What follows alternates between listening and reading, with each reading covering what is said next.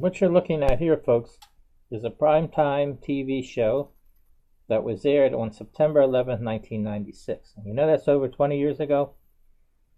And had gotten in trouble with the government, and this is when it started. From this. So the very next day, September 12th, 1996, the Postal Service knocked down our doors with guns drawn and battering rams and everything, and come into our apartment. I was outside moving the car. They saw me, but they let me go. And Marie was in the bed sleeping, and she woke up screaming with one of the postal agents had a gun held to her head. And there was other postal agents, and there was one woman postal agent. I call her the Jane Doe postal agent. Okay, so I come back in, and I saw what the heck is going on. The door's all knocked in and everything. And they showed me a search warrant, and they were looking for certain things on the search warrant. And the search warrant said that they weren't supposed to take anything in my name or Marie, but they ended up doing it, which they used against me. So this went on for about 4 hours. They're like ransacking the place. And they even handcuffed me. You know, they didn't handcuff Marie, but they handcuffed me. Behind me. For all those hours I'm handcuffed. I didn't do anything. I'm innocent until proven guilty, but they came in there. And it was after looking at this show, because this show that was on Primetime, it shows that the TV crew was going around the city, and they're catching these crooks doing true name fraud. And that's what they had signed me, that was true name fraud, when they broke in. But they changed it later to mail fraud, credit card fraud. But this is why they did it, was because of this show. It made them look so bad, so they wanted to get me, you know, somebody to make it look like they're doing the job. Because I guess that it came down once they saw this show, and these crooks are taking people's identity. And it shows how they did it all. This show actually caught them, but the show can't do anything because they're not legally allowed to do anything. The Postal Service could. Why didn't the Postal Service go around following them through the city and catching them doing ID and everything? So they couldn't do it, but yet this TV show did. So I guess they were probably investigating me, and they probably looked on the thing, let's go and break into this guy's house. Maybe they thought I was a ringleader and all, and I wasn't. I just got so much credit, I kept getting credit to pay credit, you know. And they did everything, you know. They inflated, you know, once they took my files, which had all and I was paying these credit cards. Even though I used false information, I was paying them anyway, so they had all my files, and with that, they was able to build a case. So it came to over $200,000, but they inflated it, because my name or Marie's name wasn't supposed to be in that total. If that total was under $200,000, I wouldn't have done any prison time, but they made sure that it was over $200,000. So I had, even though I was a first-time offender. So I'll let you see the show, and then after that, that'll be the end of the tape. But my wife had written, one of her books that she wrote was Railroad to Prison, but she didn't write it till recently, after all this happened for a while. And she used, she knew everything about the story and all, and she's telling the story. And then recently I did an audio book. Some of you people might have already viewed it. It's on YouTube. So you can look up Railroad to Prison, and you can hear the whole story of some of what I just told you. So this show was really what did it. I know, part of it. Because it seems like the very next day, they must have been investigating me all along. And I think as soon as they saw this show, they figured, well, let's, right after that show, so they take some of this thing out of the show, because it made it look like, wow, these people can get away with that in the city there, in that city. They can just do that and get away with it that easy. Because I wasn't what they said, that I was true name fraud. These people were getting people's information from different places. And they were going ahead and getting photo ID with that person's name and address and all. And they would take that and get instant credit at the stores. And they would get a U-Haul truck and get all the merchandise, and then the next thing you know, weeks later, people are getting all these bills for stuff they didn't buy. So this show's going to explain pretty good about this true name fraud. So when they found out that I wasn't doing that. I wasn't taking people's identity. They made me look so bad, For someone who didn't have a record, they had me as taking people's identities. They had me as a bank robber because of all those credit cards and all that had gotten. My lifestyle didn't change because I had all that credit. I still went to work every day. I didn't get a new car. I didn't even have a car then. I didn't have a car. I didn't have a house. I didn't go on vacations. Nothing. I didn't live a lavish lifestyle. I did use some of the money, but a lot of that money was caused because of the interest. And I'm paying them back and forth, the cards, and it was owing more money all the time. And I was trying to get out from under them. What made it stop was when the Postal Service came in and they, accused me of all that, of all those charges. I couldn't do anything about it. What my idea was eventually, after all those years, if I could just keep paying those credit and get our credit better, so then I could get a loan and then I could pay off those credit, and it didn't get that far. This all stopped it. So again, I'm going to show you this. It's not too long. And you'll get an idea of what happened, what I got in trouble for over 20 years ago. Okay, so I'm going to start it now.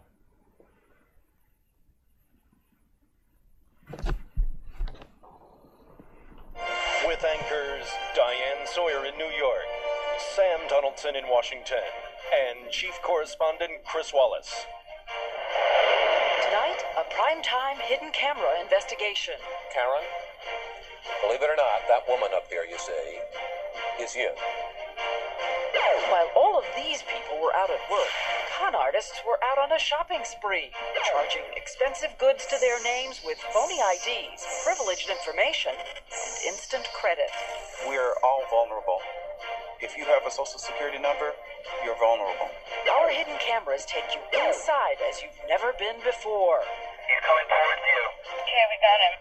You'll learn how the con artists pick their victims, pick out their merchandise, and leave you holding the bills. Could you tell us why you're involved in the credit card scam, sir? From ABC News, Primetime will continue after this brief message. Primetime, now from TV1 in New York, Diane Sawyer. Good evening. Tonight we're going to take you someplace and show you something never captured on camera before. We all have a sense that the things we do by credit make us vulnerable. And even as I sit here with you tonight, an imposter could be out using my name. And by the way, using your name too. In fact, using your whole identity. Chief Correspondent Chris Wallace decided to see if he could get inside one of these fraud operations to see just how it works. Chris? Diane, we've done a number of hidden camera investigations, but what you're about to see is special. For most of the summer, we followed a small gang in Philadelphia as they made big purchases using other people's names. At times we were so close, you might think they knew we were on their trail. The fact is, they never had a clue.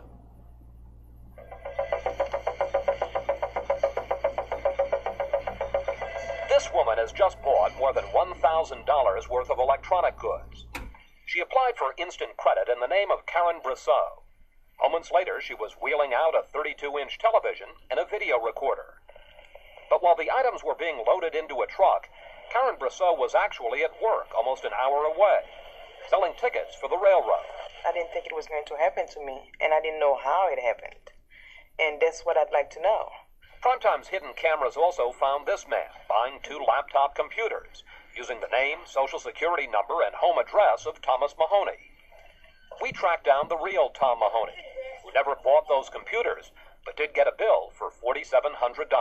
I don't know when it's going to end. I come home every night and open the mail, and it's just a guess as to who's going to inform me that I bought additional merchandise. Tom and Karen are victims of a credit scam that is sweeping the nation. It's called true name fraud. We're all vulnerable. There's nobody that's not vulnerable at this point in time. The crooks are that good. The scam artists, the suspects, they're that good. Norm Willocks, head of the National Fraud Investigation Center, has been looking into credit crime for more than a decade. We hired his firm as consultants for this story. Credit card fraud is a $10 billion industry right now, and true name fraud is growing at a 40% rate within that industry.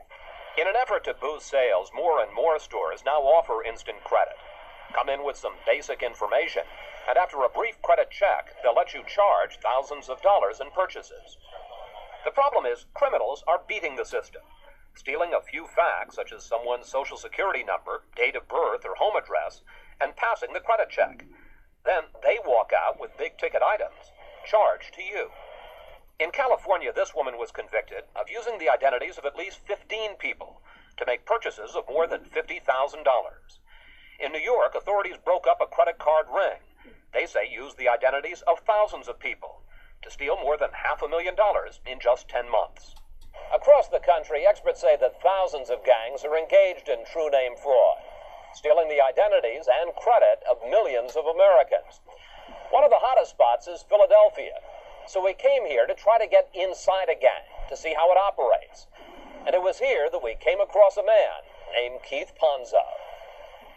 Ponzo, his alias is Smoke, is 41 and has a criminal record that goes back more than a decade, including convictions on drug charges, theft, and credit scams. Members of his gang say he calls himself the King. We decided to start trailing him. He's coming towards you. Okay, we got him. Very smart. He's street savvy, very controlling. Detective Scott Kelly of Montgomery Township Police outside Philadelphia has been investigating Ponzo since June, when authorities got a call from this jewelry store in a shopping mall. He seemed to be going and picking, one watch, several rings, and was already ready to use the credit. He was shopping. He was shopping. At another store, surveillance cameras caught this woman, who police say worked for Ponzo, buying televisions and camcorders after getting instant credit. Police arrested the woman, Ponzo, and two others they say were part of his gang. All told, that one night at the mall, police seized 3 diamond rings, a gold watch, and a gold bracelet worth more than $5,000, and another $1,600 in video equipment, all bought with instant credit, allegedly using someone else's personal information. As we looked into Ponzo, we found a former member of his gang, whose identity we agreed to protect and whom we will call Lee. This is not Lee's real voice. Keith Ponzo is the boss of the whole operation. He runs everything. He's always saying, "I love America." Like, who's the man? I'm the man. That's the kind of attitude he has, because he's been beating him for so long and never got caught. Even when Ponzo did get caught by Montgomery Township Police, he posted $5,000 bail and was out within hours. Experts say the justice system is so overloaded with violent offenders that credit crooks generally do little jail time. It's walking down towards the car now. In mid-July, with Ponzo out on bail, we got a tip that he and his gang were still in business. So we took our hidden cameras to investigate. He's moving. You're right on 54th. Right on 54th, headed down towards Market. One morning, he picked up a man known as Nails, who was arrested with Ponzo at that suburban shopping mall. They drove off with a woman known as Sherry. Our former insider, Lee, told us how Ponzo runs his operation. When he say, "Let's go out on the route," it means let's go and see what kind of credit we can get and see if the name is popping. And then popping means that the name is good. They've got a lot of credit, and they make enough money to establish different types of credit. And as we tailed them through Philadelphia, it appears that's what they were after, getting names and data to use for instant credit.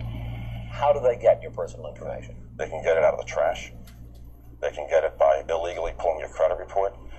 They can get it by stealing your wallet. They can get it by stealing your mail. They can get it from a car dealership, doctor's offices, lawyers' offices, banks are very prevalent.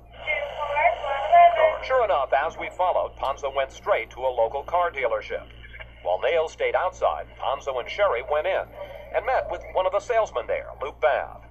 After almost an hour at the dealership with Babb, they left with some papers in hand. Ponzo's leaving, Ponzo. Next, Ponzo drove to a U-Haul truck rental, which police say was a telltale sign of what he had in mind. When you bring a U-Haul of that size, they're there to fill it up. Then Ponzo gave Nails some cash, and the team split up. Just going up Samson now. Nails and Sherry knew what to do next. We trailed them to this rundown building that turned out to be a photo shop. Authorities say a critical part of this credit scam is getting an ID card with the crook's picture and someone else's name and vital information. They've just assumed someone else's identity here at this photo center. Detective Kelly noticed that at the shop, You could have pictures taken against different colored backdrops. They could give you two different formats of identification cards to make sure that the salespeople believe who you are. There was one more stop for Sherry to change into nicer clothes. Authorities explain that credit criminals often dress up, so salespeople won't question the big purchases they make. Nails and Sherry were now ready to go shopping. They're moving again. Okay, we got him. We followed their U-Haul on a highway out of Philadelphia to a mall in the suburbs. Police say there was one more thing to do. They must make sure they know all the information to apply for instant credit. They will sometimes record that information on the inside of a wrist, on the back of a cigarette pack, in case they do forget that information while filling out a credit application. So wait a minute. They're filling out their credit application. They forget who they are, what their date of birth is. They pull out a pack of cigarettes and look in the back. And there it is. That can refresh their memory so they get the correct date of birth. We track Sherry and Nails into Best Products. Sherry checked out the jewelry counter while waiting for instant credit to be approved in the name of Karen Brousseau. Within minutes, the store said she could charge $1,100. She spent all but $18 on a big TV, a VCR, and some toys. Lee says Ponzo pays his gang a straight commission. If you get 2,000 instant credit, he'll give you 200 to 250. If you get 5,000, that's 500. So it's basically like every 1,000 he'll give you $100 for it. He's coming towards you. We're ready. At the end of the day, Nails and Sherry drove their truck back into the city to meet Ponzo and pass off the goods. Lee says Ponzo sells to customers who have ordered the merchandise or fences it, but his gang is left out of that part of it. He never takes no one with him to sell the merchandise. It was just one day on the job for Ponzo. And as we discovered, he had a lot more shopping to do. As we followed Ponzo and his gang around Philadelphia, we wondered how did they get the names and credit backgrounds of their victims? What we found will surprise and no doubt will also worry you. Also when we come back. Ponzo's victims see for the first time the imposters who are using their names. There you are, your name, date of birth, Social Security number. Somebody's walking around as you. And we confront the man himself. Why is it that you're using other people's credit to buy thousands of dollars worth of merchandise? Can you tell us why you're doing that, sir? Learn how to protect your own identity when Primetime continues. Return now to Chief Correspondent Chris Wallace and his inside look at the people who steal your credit and your name. In this segment, you're going to meet the victims who have no idea how they got drawn into this costly masquerade. They only know that they have been taken. $10,191 so far. At last count, it was around $18,000, between $18,000 and $20,000. Over $22,000. We brought together just a few of the people who police say Ponzo targeted for his true name fraud. There's a doctor, a city worker, a businessman, and a student. The only thing they have in common is their credit was compromised. Most had no idea how crooks got their personal information, but Paul Kroom did. I was at the gym and they broke into the locker and got my wallet. Then they were off to the races. Oh, yeah, well, within an hour they rented a car. And then thousands of dollars in video equipment, clothes, and jewelry in the next 2 weeks. We told these victims how Ponzo's gang assumed their identities. Remember the photo shop which Nails and Sherry visited before going shopping? We showed Mary Woland, a student at the University of Pennsylvania, an ID card seized by police, created in her name. There you are, your name, date of birth, Social Security number. Somebody's walking around as you. Unbelievable. I would never in a million years guess that anyone could reproduce an ID with all my information and their picture so easily and make it look so believable and be able to use it anywhere. How vulnerable does that make you feel? Extremely. She might have felt even more vulnerable if she'd known how big Ponzo's operation was. During the 3 weeks we tracked him, we saw several different crews out shopping. Gang members told us 4 to 12 people work for Ponzo on a given day, each hitting 6 to 7 stores.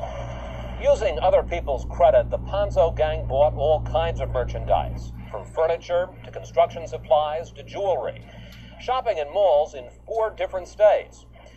One time when we caught up with them, they were shopping here at this Radio Shack in South Philadelphia, looking for electronics equipment. Within minutes, the gang member known as Nails bought merchandise worth several $1,000s using the name Louis Bacardi. It turns out Bacardi is the head of the worldwide news organization Associated Press, based in New York.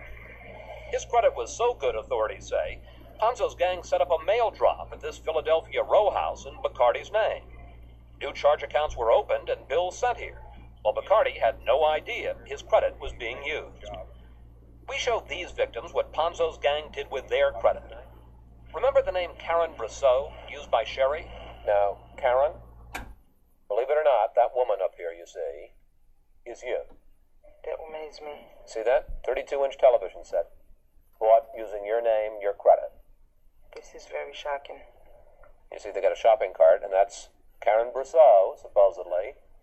And there's a big 32-inch TV, and they got a U-Haul.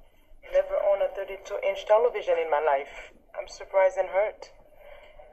They've used my information for their own personal gain, and it's not fair.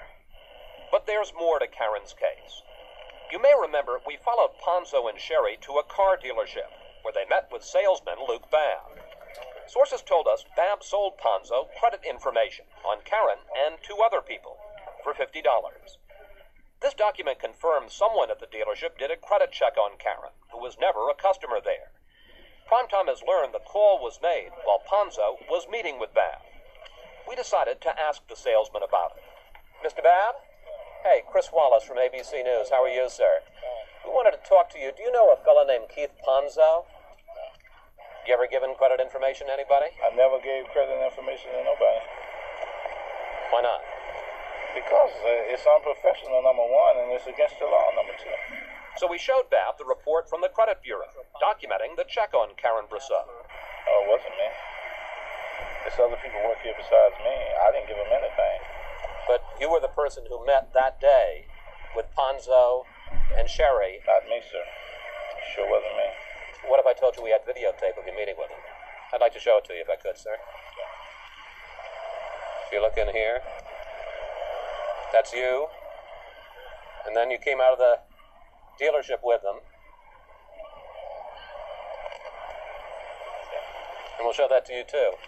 Could you explain to us why there you are, right on tape with the two of them, sir? Can you tell us why you did it, sir? Ponzo was a lot harder to track down. Once we found him, he led us on a long, winding chase through his neighborhood. But he finally got tired of running. Miss Ponzo, Chris Wallace from ABC News. How are you, sir? I want to ask you, why is it that you're using other people's credit to buy thousands of dollars worth of merchandise? Can you tell us why you're doing that, sir? I don't know what you're talking about. Get them cameras out my face. Well, why? Get those cameras out my face. Why are you using other people's names to buy? I'm not using nobody's nothing. I don't know where you get your information from. We've seen you, sir. We've seen your people buying TVs, VCRs, I stereos. don't care who you seen or what you seen. Get those cameras out my face. Ponzo then led us on another chase, this time by foot, before finally taking a kid's bike and making his getaway. As for these people whose credit was used, they are liable, at most, for only the first $50 of any purchase made in their names. The store or credit company is responsible for the rest. Oh boy, I really like you. But don't tell them they're not victims. They must first prove they didn't buy the merchandise, and that's not easy. What is that you've got over there? Well, these are bills from companies and just things that I've had to deal with in the last 2 months because of Mr. Ponzo and his gang. How much of a hassle has this been? It's even got to the point where I don't remember exactly who I wrote the last letter. These people have literally spent hundreds of hours cleaning up their credit. We're sorry. All operators are still busy. And it's more than an inconvenience. It can freeze your finances. Please stay on the line. Getting a mortgage for a home or a loan for a car may be impossible until your credit is cleared. Barry Woland, who worries about getting a student loan, has to deal with her bad credit every day. Come to the store with me the next time I try to buy something. You have to stand there and verify that you're you. Every time you go to a store to buy Every time I go and use my credit card or my bank card, because both of them are flagged, yeah. Every time. All of which raises the question, why do stores give instant credit with so few controls? We found more than a dozen cases where applications with bad information were still approved. On this one, the job description is 11 years old. The home and business phone numbers are wrong. But a member of Ponzo's gang was still allowed to walk out with almost $5,000 in jewelry. The reason, experts say, is that instant credit is so profitable.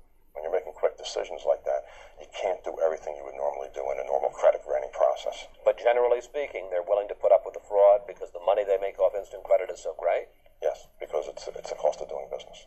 We contacted a number of the stores and credit companies that were scammed by Ponzo. While none would talk on camera, they acknowledged true name fraud is a problem, but said most customers want instant credit to make large purchases fast. When we asked our group of victims what they want, they said they'd like to see a crackdown on credit crooks. What would you like to see happen to Ponzo? At least 10 to 15 years in jail, not with air conditioning. I'm talking about a real jail. When I see these people just actually going in and doing this stuff, I think 10 to 15 years is very mild. As for stores and credit services, victims of the scam said there's something wrong with allowing people to buy thousands of dollars of merchandise based on a brief computer check. Maybe they shouldn't offer instant credit.